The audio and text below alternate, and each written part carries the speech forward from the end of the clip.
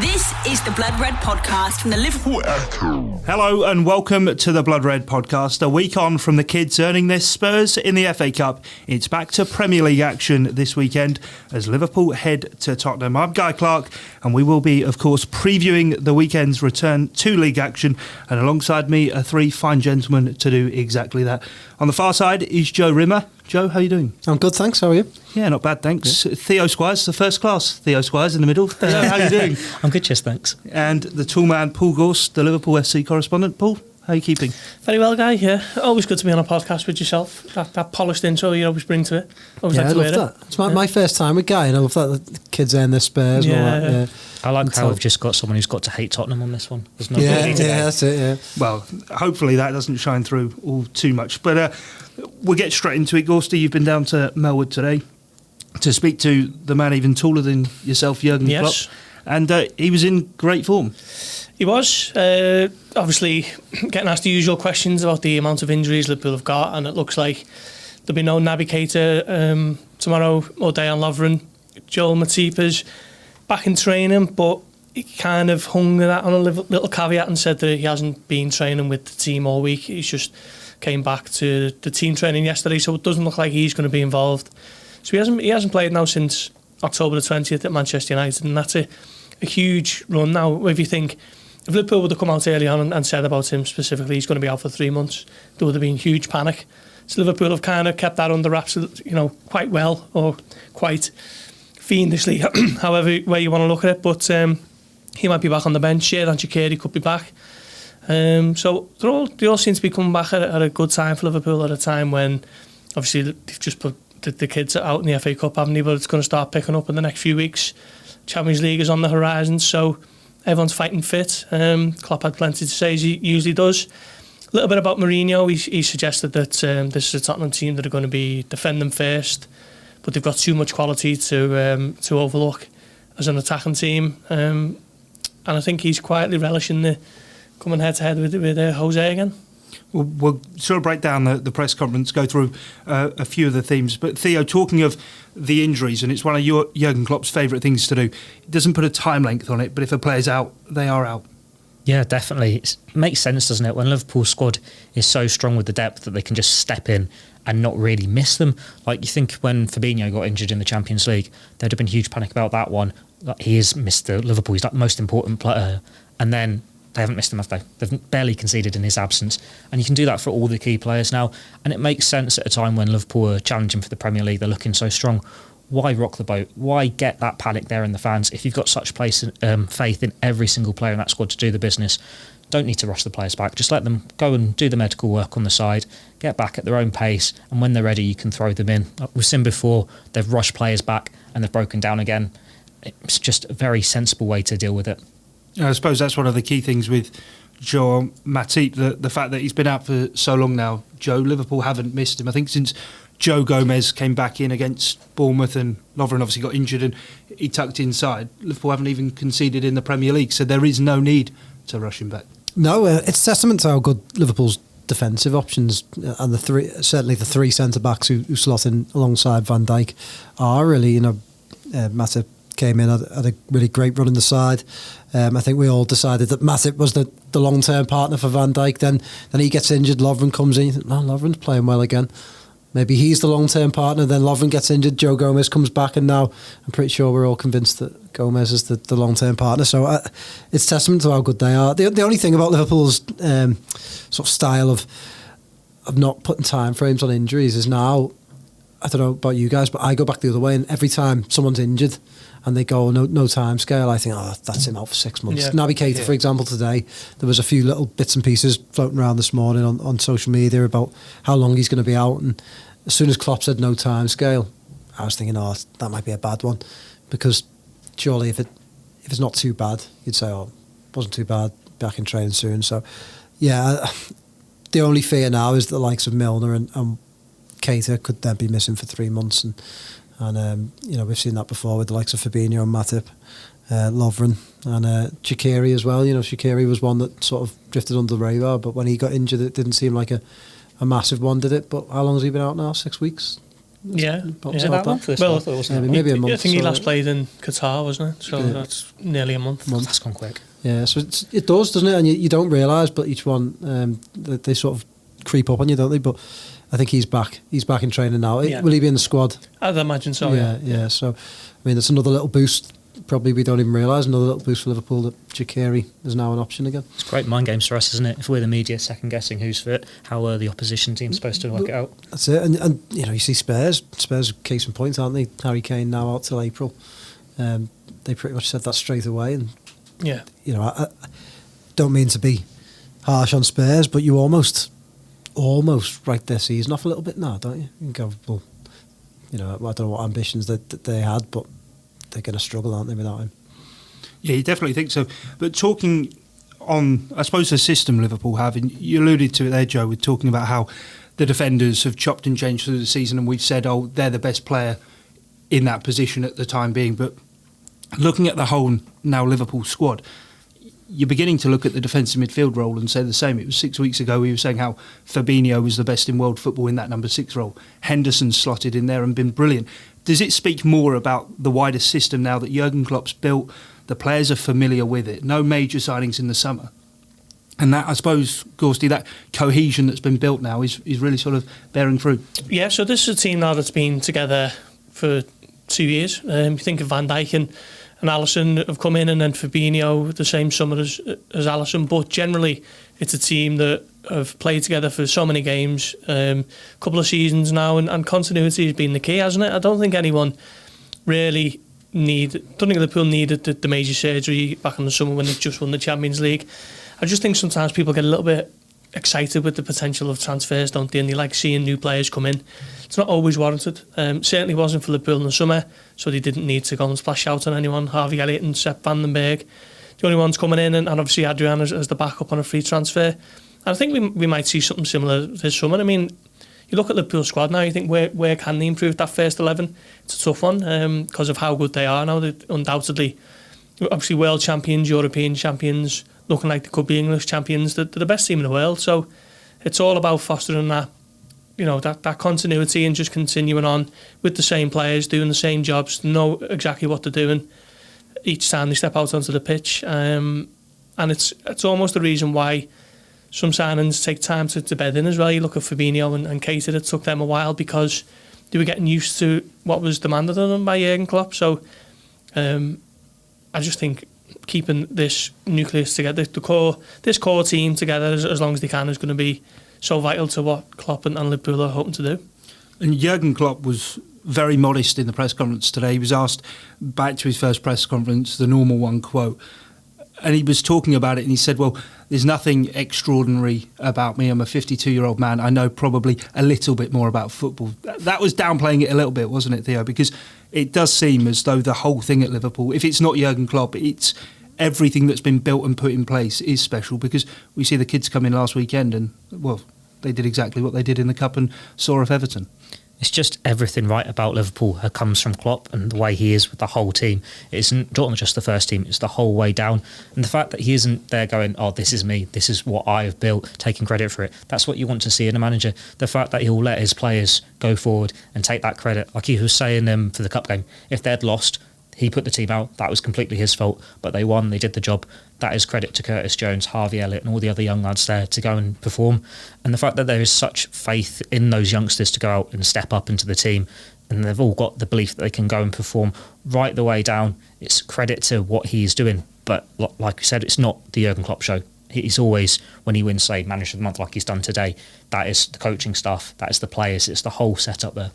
And the Everton result, Joey, immediately, before he even got on to talking about it, said Vita Matos, since he's been brought in, has been absolutely unbelievable. He's the guy who's in charge of this development phase for the players. Yeah, I thought that was fascinating, actually. I thought everything he said on the whole youngsters and how they're sort of brought into the first team setup, I thought was really, really interesting. So he's clearly, it was a role that they were really keen to fill, because I think when Linders was doing it, they were really high on Linders, and then obviously he got promoted. Well, he left and came back and got promoted, and Matos has clearly quickly established himself as an important guy. I think whenever you see training ground pictures or video and the same on the sidelines, you can see that he's immediately very involved.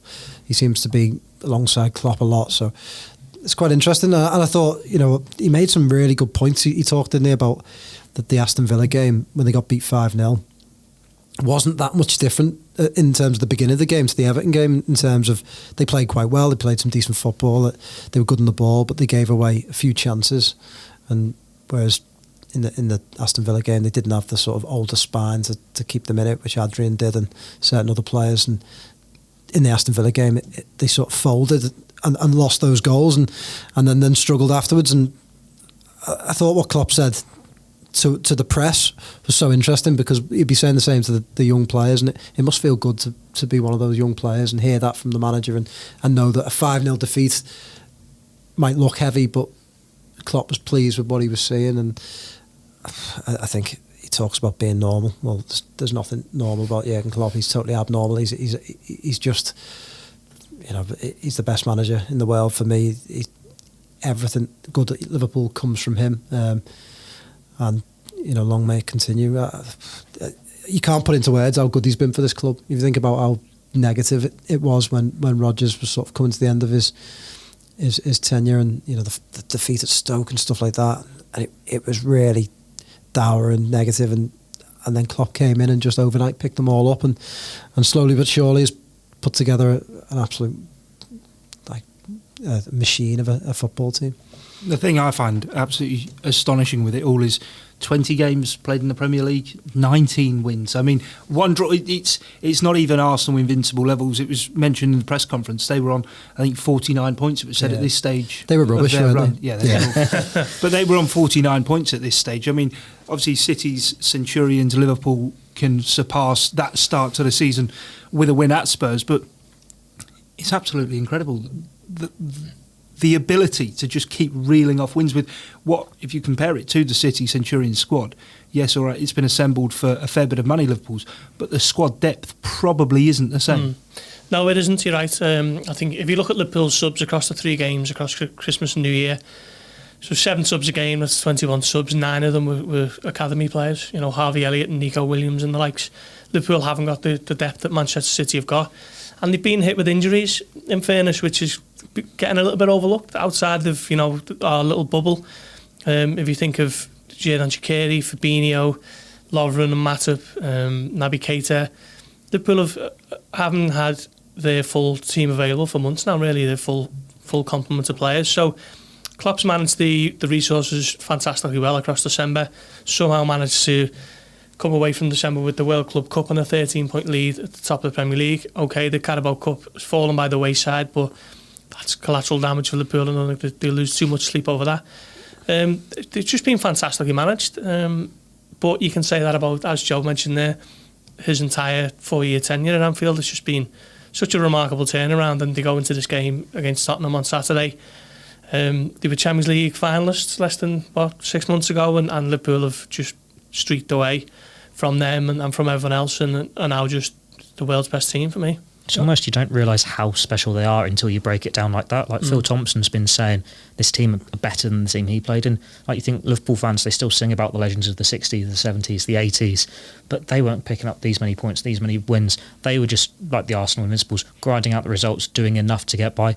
Liverpool just destroy teams left, right and centre, and even if it's not the best free-flowing football, they still go and find a way to get these convincing victories. Just keep on going. Like, they should not be in this situation after December they've had with all those injuries, and yet they're looking stronger than ever. In 4 years, in terms of a turnaround from what he did, isn't that longer time period, really? I think you think back to when Houllier arrived and then Benitez arrived, and there was all these talk about 5-year plans, and they'd sort of add to the squad. But I mean, 4 years to go from being, what did they finish in Klopp's first year back under Rodgers? Something like 7th, yeah, and to go from being that bad to this good. I mean, they're not just challengers now. They're by far and away the best team in the country, and hopefully that gets confirmed in May. But it is remarkable. All right, yeah, he's made big signings, but he's not gone out every summer and spent 100 million. He's actually had a summer of not signing pretty much any senior star. I mean, how many managers can say that that they've done that sort of thing. It is remarkable, and like they always say, then you only really realise how good it is until you break it down and think about it and compare it to some of those other teams of the past or teams that I've grown up watching, and you're thinking, this one final piece of the jigsaw and all that, you know, that you used to wait for, and Klopp before our eyes has put it together so fast, hasn't he? It's amazing. And just quickly, it's funny how Gorsty mentioned about injuries, their narratives form. You know, this idea that Liverpool haven't had injuries because City have had one major injury in Laporte, which has hurt them, but Liverpool have had so many major injuries and got over them, and they got over them, and they don't spend anywhere near as much money as City. I don't care what people say. City have spent money for years upon years, and Liverpool might have signed one or two big players, but they've not spent the depth of money that City have. And yeah, Liverpool have dealt with loads of injuries. That nobody can say that they haven't had setbacks this season and dealt with it, because they have. Lost the keeper for 3 months. Lost the holding midfielder for 2 months. Oxlade-Chamberlain was out, wasn't he? Yeah. Nathaniel Klein hasn't kicked the ball. Yeah, I mean, you can name what 7 or 8 first team players who've been injured since the start of the season. But Liverpool have just managed it well. They haven't looked to make an excuse, or you know, it would have been an easy mitigation to say, well, we've got X amount of players on the shelf, so we've only drew this game. They haven't looked at that at all. But I think that's testament to the mentality of the squad and the way the Klopps kind of drummed that into them alongside, you know, his staff. Well, that's a good point in the goalkeeper, because Liverpool lost their first choice goalkeeper, and not just their first, a world record at the time signing for 3 months at the start of the season, and they brought in a free transfer from West Ham, and City's second choice goalkeeper cost them £13 million and can't catch a ball. So like Champions League winning goalkeeper. So do Liverpool not deserve more credit for dealing with a major injury? By far one of their best players going out for a large chunk of the season. It was almost overlooked. It was like, it's on your goalkeeper. Yeah, you look at that as well. When Barcelona let Bravo go, it was, he knows the Guardiola style of football. The good at his feet, passing it out. Whereas Klopp said when Adrian came in, he's doing all right, but we've got to teach him the Liverpool way here, get him up to speed. And Adrian's just settled in really well with Bravo. It looks worse every time you see him play. Exactly, yeah. It speaks to the volumes that Klopp was asked in the press conference about Manny winning the African Player of the Year, that he'd come from Southampton, Robertson from Hull, Wijnaldum from Newcastle United, Adrian from West Ham. It's another example. But on the injury theme and the players who have come out from the wings to waiting in the wings to come into the first team and really shine when given a chance in the system that they know so well that we've spoken about. For me, I think the next one that could come off for Liverpool perhaps would be Adam Lallana. Naby Keita's injured. Oxlade-Chamberlain's obviously coming back from injury. The way he took on the responsibility in that youthful side against Everton.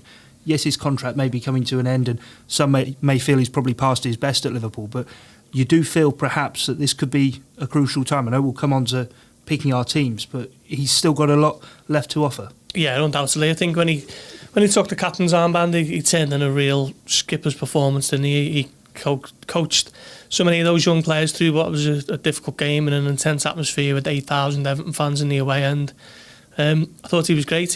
The thing I like about Lallana is he's kind of reinvented himself now into a number 6, but he combines a little bit of like the English mentality where you're not scared to throw a tackle in, and you're quite tenacious with the on the ball ability of a Spanish type of player almost. 2 great feet, great balance and awareness, great vision. And I think sometimes football in general are too quick to discard the players who are maybe getting on a bit. He's only 31, so we've still got a few years ahead of him, I think. And I think Liverpool, in the same way that they've done with James Milner, they've just recognised that this is a player with so much experience and quality. We can't afford to let him go for nothing. Let's get another year on the contract and see how they go. I think Klopp would like that to happen. I think the ball might be in Lallana's court at this point. I feel a bit sorry for Adam Lallana, because you think he is in the same boat as James Milner. Yep. Experienced players, they've been there, they've done it all, and he's got that versatility as well. Yeah, you're not going to see him play at left back, but he can play anywhere in that midfield. He can play behind the striker, he can play on either flank.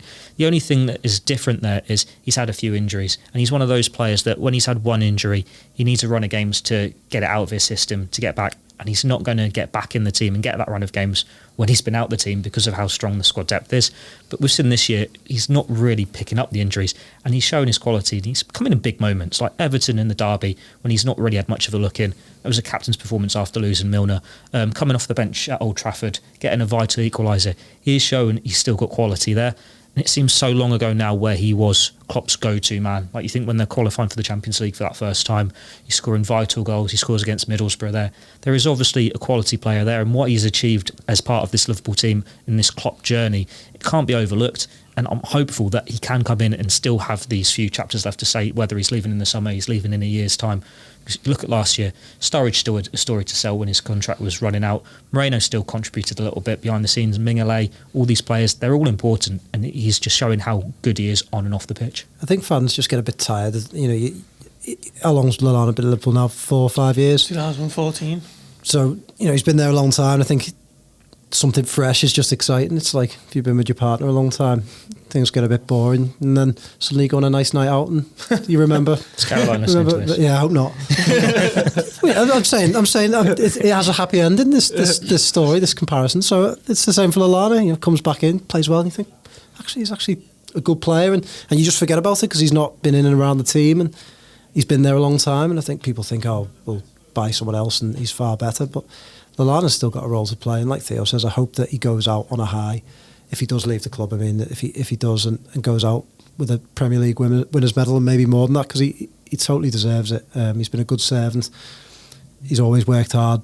He's been really unlucky with injuries at Liverpool, and I think 25 million probably in today's market, he's probably just about justified that, during his time at Liverpool, and helped them in a fantastic period in their history. You think if he hadn't got that goal against Borough, they hadn't qualified for the Champions League? Yeah. How much of the club made off the back of that? Yeah, I mean, that whole season, like you said, he was brilliant, and he played in a transitional period for Klopp's team, didn't he? Before they really became a really dangerous side, they were outworking teams, and he was the one that, inverted commas, we used to say leads the press, didn't he? And he seemed to be one of the first players to get it, and and now to reinvent himself again, fair play, because I never saw Lallana as a deeper lying player. I always thought he would be someone in the front three or just behind, but he's, like Gorsty said, he's sort of adapted his talent, hasn't he, to a different position.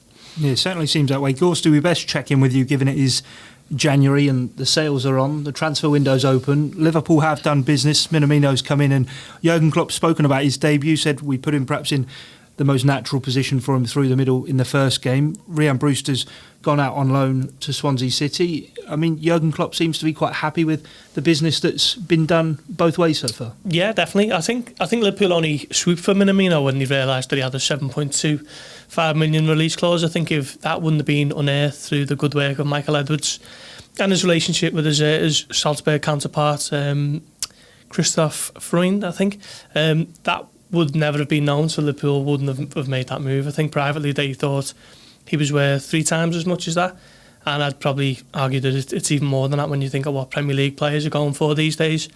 So that was a great bit of detective work, if you like, from Liverpool. They swooped and brought him in, and he can play in a number of positions, can't he? Jurgen Klopp was saying as much in his press conference, saying he plays as a number 9 for Japan, he can play as a number 10, he can play on the wings. And I think he'll be a good addition. He seems to be someone who's got quite a lot of quality on the ball, but he also tends to harry and press opponents high up to win the ball, which is very much the Jurgen Klopp way, isn't it? So I'm looking forward to seeing how he develops over the next few months. I think we might see the best of him next season, but another intriguing option for Klopp. It's kind of interesting how Salzburg dealt with that whole transfer, isn't it? Because usually you think release clause, clubs don't like to give that information away. They want to keep hold of their assets. So you might feel that Salzburg probably going to lose him, if not now, in the summer. But if he goes to the European champions, if he goes to the world champions, we can then say to the next crop of players we're signing, look, come here, do a few years, and then you can go to a club like that. They've got Keita, they've got Mane, and it's like they're using Liverpool's name for their own interests, and that's why that relationship's building. Hopefully it can continue. How big a move do you think it is, Joe, for Rhian Brewster going to Swansea in the Championship, and finally, after all this talk about him, a chance for regular football, we can actually see what kind of forward he is and perhaps whether he's going to be up to the job long term? Yeah, I think it's really important for him. To be honest, he was a player that he's clearly impressed in training. Clearly, Klopp sees something in him because, if you think back to the summer, one of the reasons Liverpool didn't sign a forward is because they rate him so highly. But I just think injuries and bad timing. I think he's had injuries at the wrong times, hasn't he? And he's just not been able to break into Liverpool's team or at least take any This sounds a bit harsh because it's not like he's played badly when I've seen him, but he's not taken any big chances, has he, when they've come his way. And I'm still none the wiser as to what sort of forward he is. Yeah. I think he's clearly quite technically good, but perhaps has a bit of development still to go physically. He still looks quite a slight young lad. So the Championship should certainly toughen him up. I mean, Swansea, one of the better teams of the Championship, playing some decent football, so hopefully he goes there and comes back having scored a few goals with a bit more confidence. I think it's a bit of a crossroads for him now, because I think if he makes the most of this, he can come back and kick on. But I think if he struggles and perhaps doesn't hold down a regular place there, then you've got to start thinking, what does the future actually hold for him, and whether there is one at Liverpool. But it's a good move for him. It's interesting that Klopp said that he would be the only one. I think he's probably just ahead of the likes of Jones, where he's at the stage where he needs to play regular football, whereas Jones can have the odd cameo here and there, and probably be quite happy with that. But Brewster needs to kick on, I think. Yeah, I think Brewster's been very unlucky in the results that Liverpool have had. I think if there had been more games where they were winning at a canter, he'd have been given his Premier League bow before today. It's the fact that Liverpool have been fighting and chasing games to the very end, pretty much most weeks. If you look through the results, then Klopp hasn't been able to give him a shout, because a league title is on the line and he can't be throwing in a young lad with no Premier League experience to try and save the day. So I think he's been unlucky in that sense. But I agree with Joe. It's a big few months for him now to see, basically for him to kind of define himself as a striker and what type of player he is. And good luck to him in the Championship. As Joe says, it will toughen him up and give him much needed senior exposure. Well, we best get on to talking about Tottenham Hotspur then, Theo. And looking at the game, it's a game that 2.5 years ago, away at Tottenham Hotspur, perhaps, with Joe saying how far Liverpool have come under Jurgen Klopp, perhaps it was this fixture, a couple of seasons back now, that really set the wheels in motion. Yeah, do we have to talk about this 4-0? 4-1, sorry. Tottenham's always been a tough place to go for Liverpool historically in the Premier League. Like, even when they were at White Hart Lane, there was massive drought. It was like Stamford Bridge. Liverpool didn't get results there. And then there was this period under Brendan Rodgers when they starting to get results. Tide was turning a bit. And then Liverpool obviously had that massive collapse. Jurgen Klopp's come in, built them up again. And they have just gone in two completely separate directions there. Yeah, they're in the Champions League final against each other last year. But since that 4-1, the stat is Liverpool have only lost 4 games in the league. Tottenham have lost like 4 of the last 12. Mourinho's got a massive rebuilding job on there, like Klopp did when he came in at Liverpool. And it just shows how good Liverpool are, how good Klopp is, that Liverpool can now go and say that they are at this much of a better position than the side they faced in the Champions League final only, 6 months ago? It's crazy.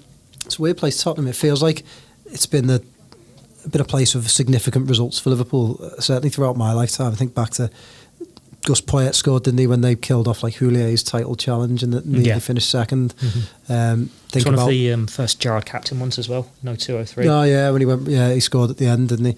I always remember Benitez getting them first day of the season, 2009-10. And it was just almost the wrong place to be on the first day of the season, when they were adapting to life without Alonso, and they got beat there, and it kind of signalled the end of Benitez's, the sort of slow downfall of Benitez's era. And then the Rodgers game when they won 5-0 felt like the result that sort of gave them the confidence to go on and have that crazy assault at the title. So, and then for Klopp, the 4-1 was almost a watershed moment, made him go out. I'd say made him, I'm pretty sure he had plans, but I think certainly confirmed in his head that they needed perhaps a better defender and a better goalkeeper. So, there has been some big results either way, defeats or wins down there, and hopefully this is another big one and signals of Liverpool putting Tottenham right in the rear view. Yeah, and added to that, not a Liverpool win, but Jurgen Klopp's first game at White Hart Lane. Of course, it's not White Hart Lane now, it's basically on the same plot of land, but we got to call it the Tottenham Hotspur Stadium. The Tottenham Hotspur, yeah. It's a new venue for Liverpool to head to. Yeah, first ever time that they've gone there. Looking forward to it, seeing what it's all about. Theo's already been, he assures me that everything's up to standard, up to scratch. Good. You'll get better food than I do. What did you go for? I got corporate tickets. Sorry. Sorry, when did you watch the game the other week? Pass. So yeah, I mean it's a little bit of history really when you think Liverpool's first ever venture there. that 4-1 defeat at Wembley in October 2017 was a watershed moment, as we say. I think Liverpool already had plans to bring in Van Dijk, but that will have steeled the determination from the backroom staff, no doubt, after that day. That was a harrowing afternoon for Liverpool, and as Theo says, they've only lost 4 league games since. So yeah, I mean, it's been a huge transformation, hasn't it? And now, since that Champions League final in June, the teams seem to have gone in opposite directions. Loads of questions over Christian Eriksen's future, and Domblé doesn't seem to have settled too much. Lo Celso seems to be in and out the team, I think. So there are loads of question marks over this Tottenham team. It hasn't been a magic one from Mourinho as soon as he's come in. So I think Liverpool can kind of take advantage of a little bit of turmoil there tomorrow and just get another massive 3 points. Yeah, we know they've obviously know Harry Kane. He's picked up that hamstring injury and is out for a good while. But in terms of Mourinho, familiar enemy for Liverpool. I think he's faced Liverpool more than any other side in his managerial career. But the Tottenham side doesn't quite seem to have the hallmarks of a normal Mourinho side. I think he's had 12 games now and only kept 1 clean sheet. So what are we expecting? Spurs to come out and play, or a very, very rearguard action with, as Jurgen Klopp alluded to, pace on the break from them, perhaps? Yeah, well, they mightn't have a say in that, really. If Liverpool go for it, Tottenham might spend most of the afternoon under the cosh. But what they do well is long balls over the top for Dele Alli to kind of run beyond Kane. Not too sure who's going to deputise in Kane's place, to be honest, but Dele Alli seems to have rediscovered a little bit of sparkle since Mourinho's come in. Obviously, he had a bit of a torrid time this season under Pochettino, so he'll be a threat. Serge Aurier seems to be one who's picked up a bit of form as well down the right side of the fence, so he might be an outlet as well. But yeah, I mean, I think Tottenham might have to go on the counter-attack tomorrow evening. But I think it'll be an interesting one, actually. I mean, it always is when Mourinho's involved. Might he try something a little bit unorthodox and a little bit of a surprise? But I'm looking forward to it. Perhaps not original, but you get the feeling, Joe, that Trent could be key for Liverpool, because you recall that game at Old Trafford where Marcus Rashford got the better of him, but Mourinho, during his time at United, was good at basically shutting down Liverpool at the top end of the pitch. Yeah. Trent, being the creator now, player of the month, could be the man who holds the key. Yeah, well, to be honest, there were some fascinating comments from Mourinho after that United game. He was on Sky, and we picked up on them yesterday. It was just interesting. He was talking about how you should play against this Liverpool team, and he said you play a low block and you can't give them space. So I think he will set up like that tomorrow. He's a spoiler, isn't he? And don't get me wrong, I don't think he's the same Mourinho. He just lacks the charisma he did, when he first came in, and he seems to be a bit more dour than he used to be. But I still think he's very clever and cute, and he'll know. It wouldn't surprise me if he sets up and gets some sort of 0-0 or 1-0 tomorrow, because that's the way he is. But then it wouldn't surprise me if it goes the other way, because it doesn't seem to have quite happened for him at Tottenham. So it'll be interesting. I think they'll sit in. I think they'll really try and dig in, make it difficult. Just try and catch Liverpool, like Gorsey said, play those balls over the top, try and get in behind full-backs if Liverpool overcommit. But he will look to spoil. He'll probably try and get close to Trent and Robertson and stop them getting crosses in. But look, a lot of people have tried, haven't they? Every team's tried this season, and not many. Only Man United have managed to even make them drop 2 points, never mind all 3. So good luck to him. I think Liverpool are at a stage now. They're not like the Liverpool teams he's faced in the past that had clear weaknesses that he could take advantage of. This is a Liverpool side that is absolutely brilliant at everything they do. So he's going to have to be, Mourinho's going to have to be at his very, very best to get something out of the game. It's an interesting one as well, because Mourinho's always had this identity in the past, and it's almost lost that, whereas Spurs are a team without identity. Yeah. Like, do they sometimes play 3 at the back with Sanchez, Alderweireld, Vertonghen, who on paper should be good centre-backs, or do they go for like the diamond they sometimes do, or the 4-2-3-1, 4-3-3, and it's always, they've got pieces of the puzzle there, but it's never the whole package. So Lloris in goal, he's injured at the moment, but he's not the quality keeper he once was. The reserve lad Gazzaniga, he's not all that. He doesn't seem to be. There's always been question marks about the fullbacks, right from thinking a few years ago, Danny Rose and Kyle Walker, they were boss. Well, Aurier's all right, who's the left back now? It's still Rose, isn't he? But he might go. They seem to want to offload him every summer at the moment. Sessegnon come in, and he's a teenager. Central midfielders, so many questions there. And you've got like Dele Alli. Of course, he said he wasn't at his best. Lucas Moura's had a bit of a hissy fit that he's not a striker. He wants to play out wide, and he never seems to play there. Son gets sent off every other week now. It's just, What's angry Son, hasn't he? He's like angry fella. In terms of Liverpool, though, they can set this record for the best start in the top 5 league. But then beyond that, are we now, it seems crazy, mid-January thinking about it, are we beginning to think about going the season unbeaten? Shut up, guy. Well, it was actually put to Klopp this morning, and it was Vinny O'Connor from Sky, and he just said, Vinny, come on, why are you asking me that? And then he answered it as he does, but I don't think anyone at Liverpool is seriously thinking about that. I actually wrote it in one of the match verdicts. I think it might have been Sheffield United. I said if they carry on in this vein of form for the next 3 or 4 weeks, 5 weeks, it's gonna start creeping into the conversation. Some people might find it ludicrous. Someone like Joe, it's ludicrous to talk about it now, though. Yeah, that's what I was saying. But as long as if it carries on over the next few weeks, it's good.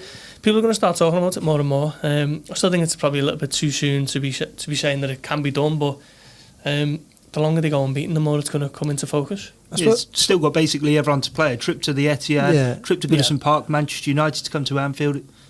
There is a lot still left to be written. Yeah, what frustrates me about it is people will build it up, and it won't come from Liverpool, and it won't even come from Liverpool fans. It will come from outside who build it up. Liverpool want to go unbeaten, and then as soon as they lose a game, they'll make out like, Liverpool have lost their unbeaten record, as if anyone was particularly worried. Yeah. The only thing, enough when someone ran past Van Dijk once. Yeah, exactly. And it was like, it didn't come from Liverpool, but suddenly it becomes like, someone dribbled past Van Dijk and Liverpool have been desperate for that. No, they haven't. No one cares.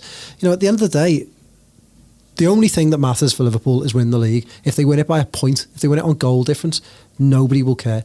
It doesn't matter if they lose 10 games between now and the end of the season if they lift the league title. So if you want to talk about unbeaten runs, talk about it in May when there's 3 games to go and Liverpool are unbeaten. But it's January, so I just don't see the point. I just think it's just something to. We're all in the media. It's something to write, isn't it? And I just think it's ludicrous to talk about it now. And unbeaten runs, you shouldn't be talking about it as, Liverpool can go invincible. Does it really matter? Like Jose should get the trophy at the end of the day. It should be try and win the league as early as possible if you can keep this form up. So say you've won it in mid-April. Well, then if you're still in the Champions League, you're in the quarterfinals, semi-finals.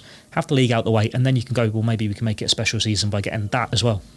Yeah, so that one's been knocked on the head. We best then... Sorry. It's absolutely fine. We best wrap things up with our predicted teams and match results then. I take it we're all going for Alisson in goal. Andy Lonergan.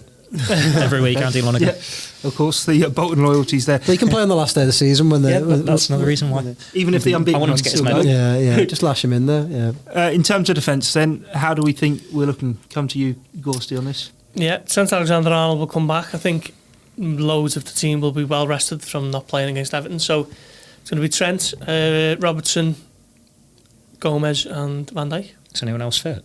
That's pretty much well, I think Matip might come back onto the bench, but he won't be anywhere near match fit. You mentioned Liverpool haven't conceded in 5 games. They've only been trailing in the Premier League this season, in the entirety of the division so far, for 189 minutes, which just sort of bears testament to that defence and the amount of changes into the midfield. Was most of that against Tottenham? Tottenham and Aston Villa. United. Yeah. We'll get into the midfield then. Midfield 3 are we all going for? Yeah. And I suppose Henderson. I'm going to go Henderson, Wijnaldum, Oxlade-Chamberlain, because I think if he does want to sit in deep Mourinho, Oxlade-Chamberlain has a shot at him, doesn't he? And you think a player with a bit of power and who likes to get to shoot from the edge of the box might. He'll want to do well against Tottenham as well, would he? After all allegiances. And they also, at Bournemouth, they chip balls over the top to him, didn't they, quite well? And he scored there, didn't he? And so I just think maybe that might be something different that they might go for. Saying that, there's not many options to argue otherwise, is there? Lallana's the only other one, I think. So, yeah, I'd go the same as you. Same. And then to the forward 3, again, are we all agreed? Curtis Jones, Harvey Elliott, then Rhian Brewster can come back for a week. Same 3, isn't it? It's got to be. Yeah, I mean, Origi might have a half a shout, but I think those 3, after the rest that they've had, will be fit and firing. Yeah. And into our match predictions. Then, Joe, come to you first. Score prediction. I fancy Liverpool tomorrow. 2-1. Theo? 0-0. 0-0. Let's get one of the drop points out of the way. I might go with a 1-1, yeah. And I'm going to go 3-0 to Liverpool. 3-0. 3-0 to Liverpool. Yeah, any surprise? Feeling confident? There, probably not. I just think Spurs think 1 clean sheet and 12 under Mourinho. Okay, Players 1-0. don't seem to quite be on side with what he's wanting to do. And this Liverpool side are just absolutely brilliant. How many of those are going to Oxlade-Chamberlain? I think Lallana might play, personally. I think jinking in sort of those half spaces, I think he could be the man to break the low block. But we'll have to wait and see how things play out. Of course, the Blood Red podcast will be back with you on Monday to react and review to everything at the Tottenham Hotspur Stadium. In the meantime, if you can like, share, review, comment, all of the below here on the YouTube page or on our Acast page as well, that'd be much appreciated. But until next time, it's bye for now.